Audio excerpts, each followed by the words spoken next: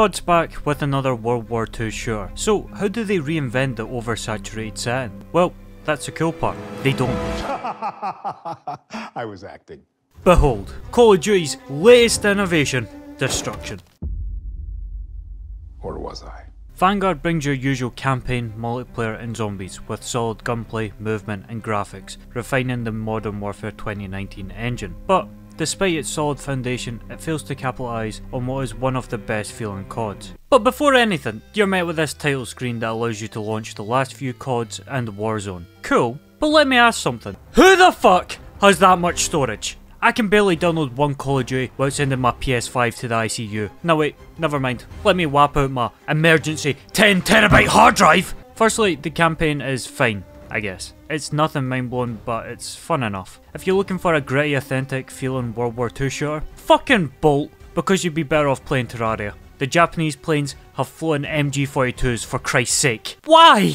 You play as a special ops group sent on a secret mission to deal with the baddies. It goes to shite and boom, it's Shawshank Redemption on easy mode. Seriously though, who thought it was a good idea to imprison an entire special ops group together that all have histories of pulling off impossible tasks? No wonder you's lost. The story bounces back between the past and the present with flashbacks giving you glimpses into the characters, whilst also acting as an excuse to shake up the locations. It's similar to Battlefield's war stories but with a linear structure and through line. So yeah, it's stories within a story. It's incredibly predictable and cliche, but the characters were actually a lot better than I thought they were going to be, with some pretty solid performances. Sure, they're not the most memorable as you have so little time to connect with the characters, but with the time you do, I feel like they do a decent job.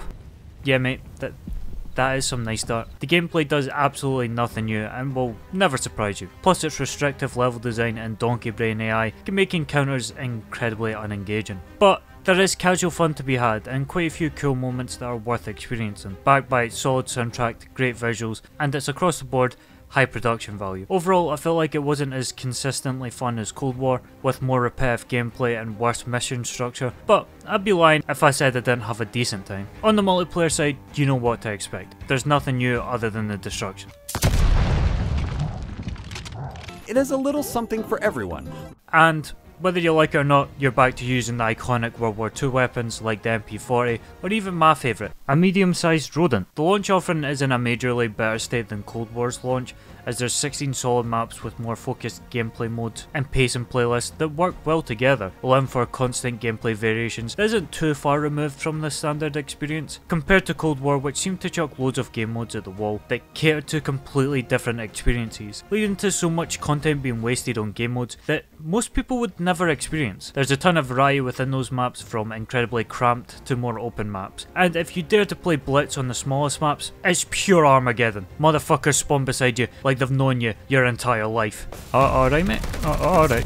Overall the maps are decent enough, but there's nothing too special or memorable, and yet there's definitely annoying maps, but none really stood out as being absolute rodent tier. Also the destruction is better than I thought. It doesn't drastically affect the gameplay, but it does a good job at making firefights a bit more dynamic without being straight donkey ass, and giving a little bit more impact to firefights. There's a good amount of weapons and the class setups are pretty standard, with the in-depth attachment system returning, which is cool, but it does lead to some of the most cursed guns ever conceived. Using a Thompson grip on an MP40 behind the mag. Okay, odd. What the fuck's this meant to be? Then one Grand's deformed cousin? Wait a minute. How the fuck does 3 strips of duct tape add 3 stability and 1 weapon swap quickness? I give up. As mentioned before, the gunplay is solid, with kills being as satisfying as ever, but it's the movement that surprised me with how incredibly smooth and fluid it feels. And yes, skill-based matchmaking returns. So if you've got a positive KD, be prepared to be fighting off the military of jump-shotting 13-year-olds on performance-enhancing drugs. As you probably know, I'm not too keen on the COD skill-based matchmaking, as it forces you to rely on unbalanced weapons just to break positive and have a wee bit of fun. Anytime you try to use anything else, everyone is still going to be sweating with the insanely unbalanced weapons, so you're going to get bullied and you'll be back to using the SDG or MP40 to deaths in. I want to jump on COD to sit back and enjoy myself, but I have to sweat my ass off every game